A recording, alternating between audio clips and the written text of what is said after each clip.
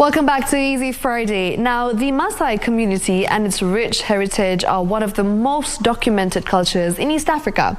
The Ma arrived in Kenya between the 15th and 18th centuries and established a permanent presence that stretches across 5 counties. But as Jacky Wambiru now reports on this week's episode of My Culture, it is until 1883 that the world began to take notice of the Ma, thanks to a fabric that has stood the test of time to emerge as a symbol of community and national identity. This week on My Culture, let's look at the Ma Festival.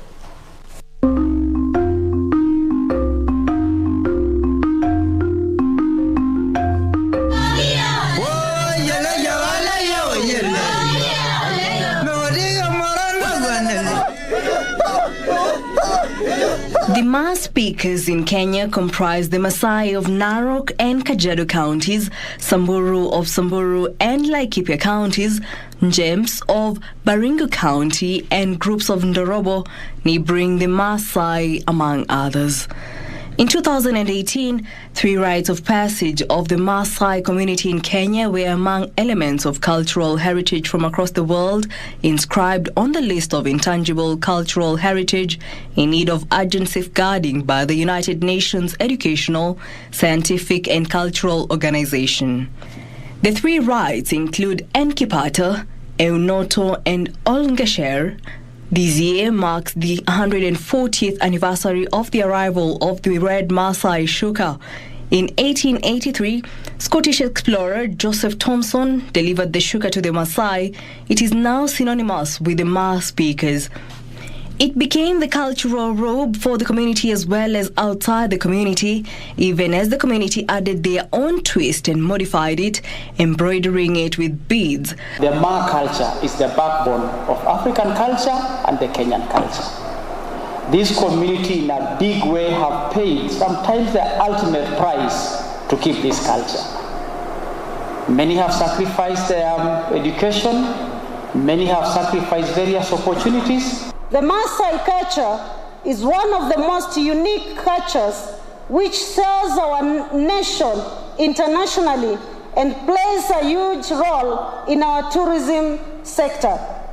Very few African cultures can claim the fame and universal appeal that the Ma culture has earned both locally and internationally.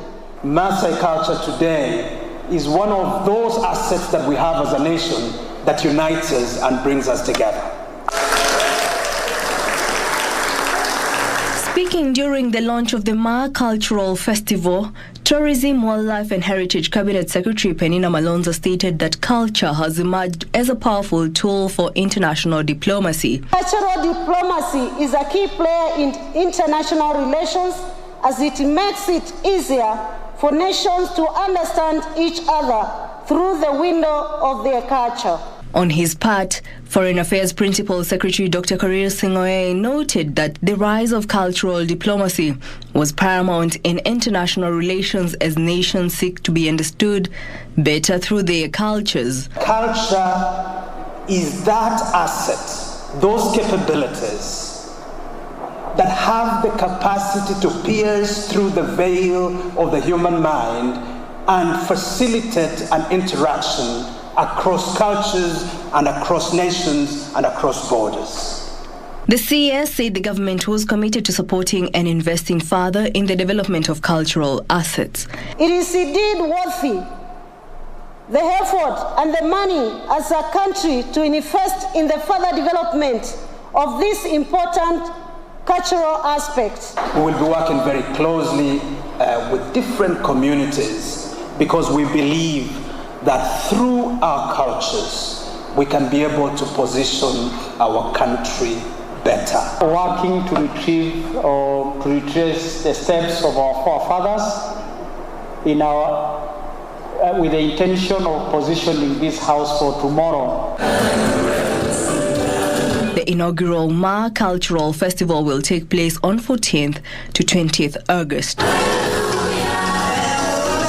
Jacky Wambiru, My Culture.